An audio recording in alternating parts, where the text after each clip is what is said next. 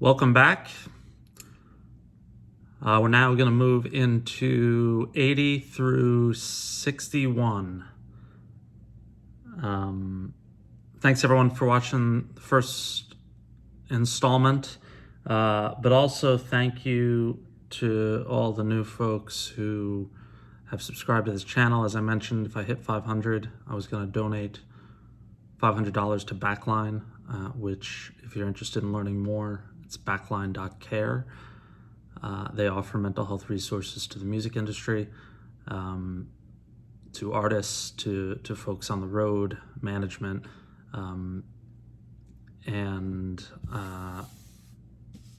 as I also mentioned, I'll keep doing that as I add, as the numbers, wherever the numbers end at the end of this year. So thanks again.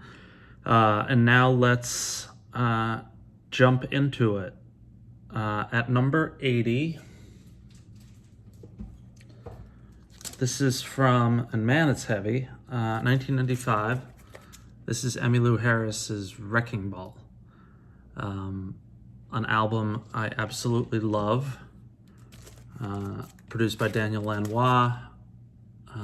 This is a heck of a pressing. I think it was reissued 2016 on Nonesuch. This has got to be like 180 or 200 gram vinyl.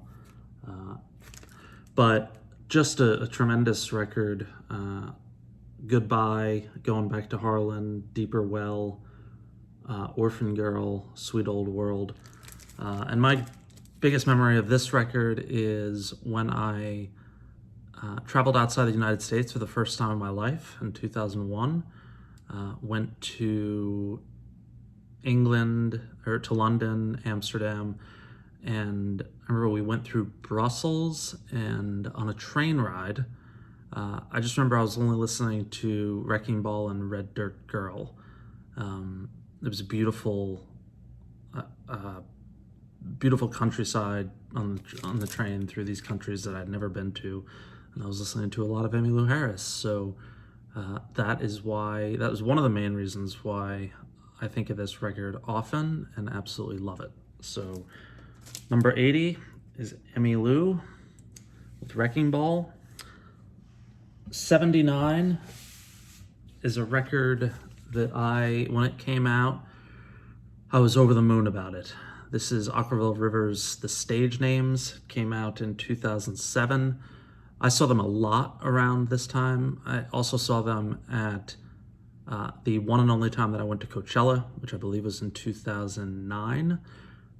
And the bill was outstanding. Leonard Cohen, Okkervil River, Brian Jonestown Massacre, I think it was My Bloody Valentine, Paul McCartney, and a lot of bands not as popular that I loved that were there. But The Stage Names, again, came out in 2007. This is Okkervil River, I think, at their best, and they have a number of really good records. The Stand-Ins, which is sort of the second part to this record, is really good. It has the song Lost Coastlines, which is just a tremendous song. I've sort of fallen off with Okkervil in the last few records. I think the last one I bought was a Silver Gymnasium. I don't know what year that was. But this record, The Stage Names, is just every song. Our Life is Not a Movie, or Maybe. And then Unless It's Kicks, Savannah Smiles, Plus One's A Girl in Port. And then the incredible closer, John Allen Smith Sales, with the sort of Beach Boys piece within the song. Just a great record, and one that during that period I listened to quite a bit. Number 78 came out in 1991, and this, from sort of an indie record standpoint, was a transformative record to me. I'd never heard anything like it. I've seen this band once live, and it was, I think, around 2009, 2010. They reformed to play this record. I saw them at Bimbo's in San Francisco, and it's a top 10 or top 20 show for me. And this is Slent's Spiderland. So they only put out a few records. This cover photo was taken by Will Oldham, and just an iconic indie rock album cover in a quarry somewhere. These guys are from Louisville. There's a documentary on them. I think it's called Breadcrumb Trail, after the first song on this record. That's really, really good. I think you can find it on YouTube for free, or it was on YouTube for free for a while. But the Touch and Go is a label. They put out so many great records in this period, or always. But this is an all-timer for me. Slent's Spiderland. It's dark. It's in the documentary they talk about how I think one or two of the band members was struggling with some mental health issues, and just the song "Good Morning Captain." What a track. Number 77. I'm going back to that Bar None Records story. When I worked there that summer of '95, I think I've pinpointed it at. I spent a lot of time. I was calling not record labels. They are a record label. I was calling radio stations, a lot of college radio stations, trying to get them to play the records that we were putting out.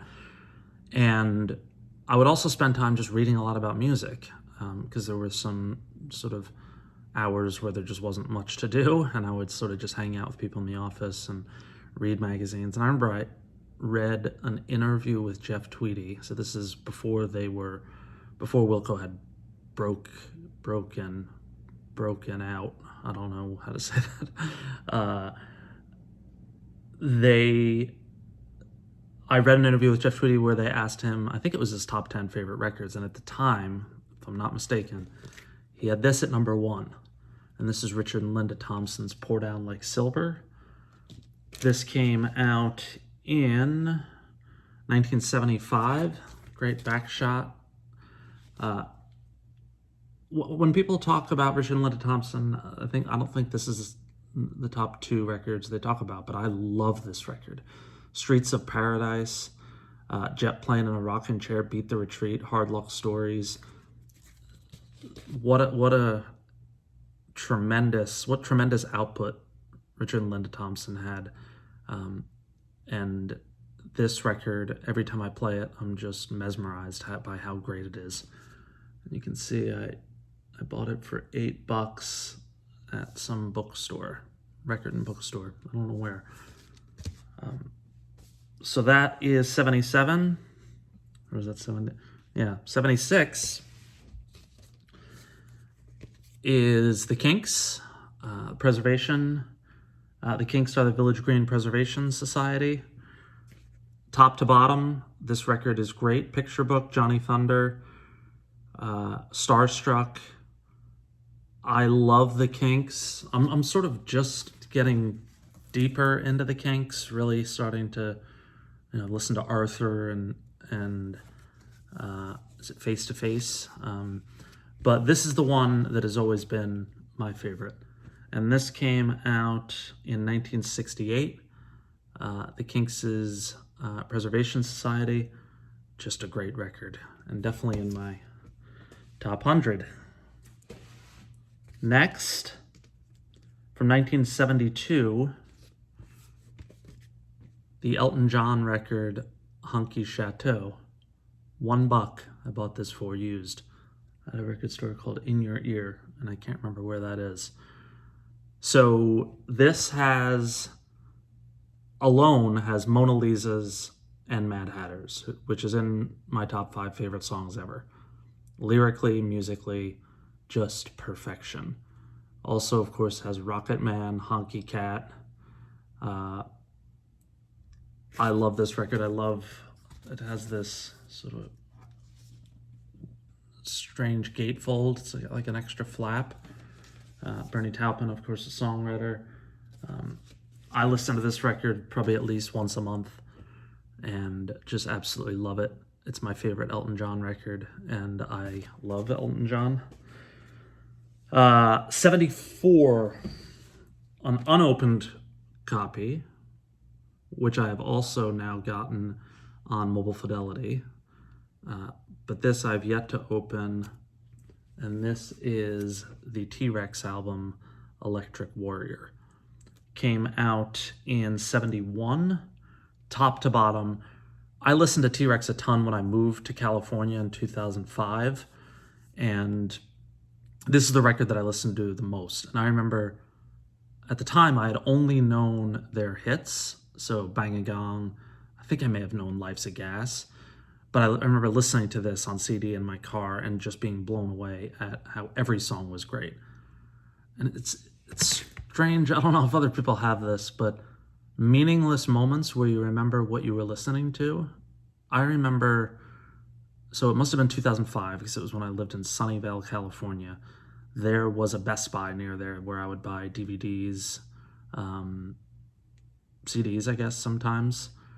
And I remember sitting in the parking lot and waiting for the side or maybe the whole record to finish because I was so into it.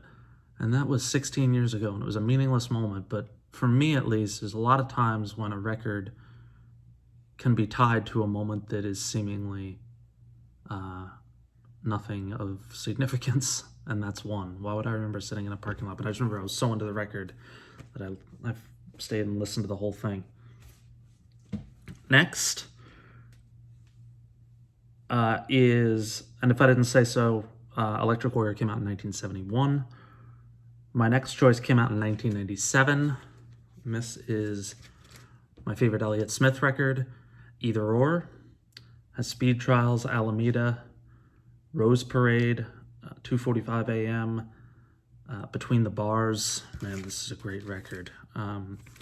Elliott Smith obviously passed at a young age.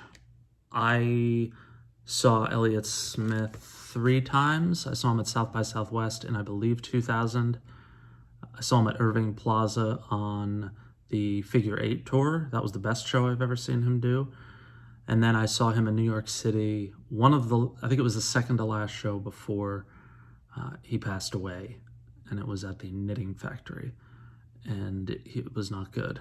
He appeared to be in bad shape. I remember watching with my friends, not a big room, and saying, this guy looks like he's in some trouble. And it was a really sad show. But the Figure 8 show was phenomenal. And Elliott Smith, I love all of his records, especially XO. But Either Or will always be my favorite. Just a tremendous album. Next, after Either Or, 1967, the classic Andy Warhol cover of The Velvet Underground and Nico. Been a favorite of mine for as long as I can remember. Another record that could be in the top 10. All of these records could be in the top 10 on any given day. I look at Elliott Smith, Either Or, easily. But this has Venus and Furs, Sunday Morning, I'm Waiting for the Man, Heroin, I'll Be Your Mirror. I saw an interview recently with Kevin Morby. I don't think it was a recent interview, it was a few years ago, and they were asking him about New York music and what does he think of. And he said the Velvet Underground. And that's what I think of, the first thing that comes to mind. Velvet Underground, then maybe the Ramones, the Strokes, later years. But this, when I think of New York, this is the band, the Velvet Underground. Now we're getting into the really good stuff. This is all good stuff, but at 71, also could be in the top 10. Neil Young's Everybody Knows This Is Nowhere. Woof. What an album. Cinnamon Girl, Everybody Knows This Is Nowhere, Down by the River, The Losing End, which is one of my favorite songs. If you haven't seen it, Tweety, I think his band Tweety, which is with his son and I think some of his son's friends, and a couple other people that Jeff has toured with, a bass player and guitarist whose names are escaping me, but I think it's the whole band. They perform The Losing End as a cover, and it's fantastic. But this Neil Young record, one of my favorite Neil Young records, a record I have loved for many, many years, and it is, without question, one of my favorites. Next, we are into the 70s, or ending the 70s. From 1978, Warren Zevon's Excitable Boy. It's amazing to me that this record is not talked about more often by you know, when people do greatest records of all time, this starts with Johnny Strikes Up the Band, probably my favorite, Warren Zevon song. Excitable Boy, Werewolves of London, Accidentally Like a Martyr, Lawyers, Guns, and Money, Roland the Headless Thompson Gunner. This record's incredible. Warren Zevon is one of the artists that I don't listen to as much as I should, but this is the record that I typically turn to, but his stuff is just fantastic. Carmelita, I just bought that record, which I think is his first record that has the song Carmelita on it. So Warren Zevon, 1978, Excitable Boy. Now we're in the 60s. Number 69 came out in 1968. Sweetheart of the Rodeo by the Byrds. You're not going to find, if somebody said, where did country rock or alt country start? I don't know if this is where it started actually, but this is a pivotal moment. You Ain't Going Nowhere, the Dylan cover, The Christian Life, Hickory Wind, 100 Years From Now, Nothing Was Delivered. This has Roger McGuinn, Chris Hillman, Graham Parsons, just those three alone. But Clarence White, this is just, how can it not be in my top 10? But the Byrds, Sweetheart of the Rodeo, the first album to crack the 60s. Number 68 came out in 82. Another Richard and Linda Thompson record. My favorite. I could have easily selected the third record that I'm forgetting about. I Want to See the Bright Lights Tonight. That could be number one of all time. But I chose these two Richard and Linda Thompson records. This is Shoot Out the Lights. I just read the story about how it came to be that Linda Thompson is not in the image, but is actually a picture frame on the wall. And as I understand it, she was pregnant at the time and said, take a headshot and just throw it on the wall next to Richard. And it came out to be one of the most iconic covers ever. Richard and Linda Thompson, I learned about from my brother. He was an enormous fan, and whenever I listen to them, I think of him. Don't Renege on Our Love, Walking on a Wire, Shoot Out the Lights, Wall of Death, which is covered by REM, one of the best covers ever. There's anybody who knows Richard and Linda Thompson knows the story that they were going through a divorce. I believe it was during the recording of this record. And I read some pieces recently where I found out the story about the image on the wall. And I think Richard was ready to just pack it in. And I think Linda had them hold on. And we got this. Just an incredible record. 67 from 1998, Son Volt's third record. I have multiple copies of that's why this one is in the shrink wrap. I bought this for $10 in November of 1998. I believe I bought it in Massachusetts when I was up there on a trip, but I may be wrong. An incredibly underrated, looks like the shrink wrap's kind of coming off, incredibly underrated and underappreciated Jay Farrar album. A lot of people, everyone talks about Trace, which is a masterpiece, but this is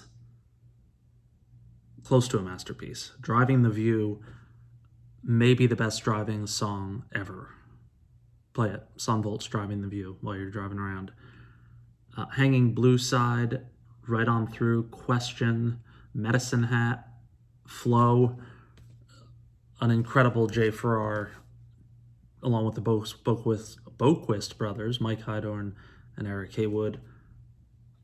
A phenomenal record. Next, at 66, is the Songs Ohio record that I think changed the name of the band. It's called Magnolia Electric Company, which then became the name of the band.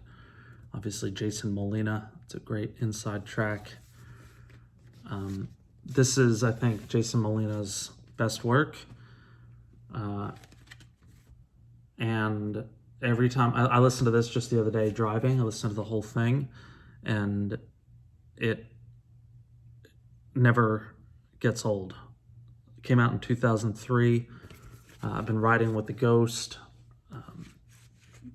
Just a tremendous record. Sorry, I'm looking for the song listing and there is no track listing. I could pull the record out, but just trust me, this is amazing. And if you're not familiar with it, this is a record absolutely worth checking out. Got to move to the next sheet. Number 65, Pavement's Crooked Rain, my favorite Pavement record. Obviously has Cut Your Hair, I think they're one hit. Also has Range Life, Gold Sounds, which I think Pitchfork said was the best song of the 90s. I never saw Pavement. They played at the Paradise in Boston while I was in college in Boston, and I did not go. I didn't know Pavement at the time. My friend Fred turned me on to this band. Ultimately became one of my favorite bands, still is. And this record, Crooked Rain, which came out in '94, is my favorite. 64, this is a breakup record for me. The old 97's Too Far to Care. We're really getting into the alt country here. This came out in '97. I listened to this a lot as I was going through a breakup, and some of the songs are very upbeat, and some of them are not. I remember driving once, and I was going through a tough time as a result of this breakup, and the song Salome came on, and I had to pull over. I was that distraught at the time. But Rhett Miller, Murray Hammond, and the rest of the bunch, or the rest of the band, this, I think, is their masterpiece. The old 97's Too Far to Care. Other great songs, Time Bomb, Barrier Reef, Nightclub. God, what a great song. West Texas Teardrops, Big Brown Eyes. A perfect record. So for this video, we only have 1, 2, 3 left. Coming in at number 63 is Jay Farrar's Sebastopol. Came out in 2001. This is his first record after the initial parting ways with Son Volt, which we thought Son Volt may never return. They ultimately came back 4 years after this, after breaking up in '99, I think, or 2000, or maybe even '98. This record for me is a testament in patience in listening to records that you think could grab you, but take a long time. I did not like this record when it first came out. I remember friends of mine in New York, we were big time Son Volt, Wilco. We still are. But I remember us getting together for this, and I was like, this record is just not that good. As the years went on, especially when I moved to California, and one day I drove up to Sebastopol to find out what this town was, or is, and I played this record. I remember vividly listening to this on a drive to Las Vegas to see my younger brother, and I just couldn't stop listening to this record. It's a tremendous record. Feel Free, Voodoo Candle, Barstow. I remember listening to Barstow as I drove through Barstow. Dead Promises, Make It All Right, just Different Eyes. And then there is an EP for this that all 5 songs are as good, if not better than anything on the regular record. The EP is called Third Shift Grotto Slack, and it's actually on this deluxe version. And the song Greenwich Time, Damn Shame, Memphis Remix, tremendous. Station to Station, Kind of Madness, and Dues. Wow. So it looks like this is limited to 1,000. I got number 841. I think this may have been a Record Store Day release. Reissued in 2016, Jay Farrar's Sebastopol. I think this is hard to find on streaming services as well. I hope maybe that's changed since the last time I checked. But if you're not familiar with the record, I would go try on streaming services, and if not, maybe try and find the vinyl if you're a record collector. 2 left for today. Number 62 from 1970, the Creedence record Cosmo's Factory. This is my favorite Creedence record, and I love Creedence.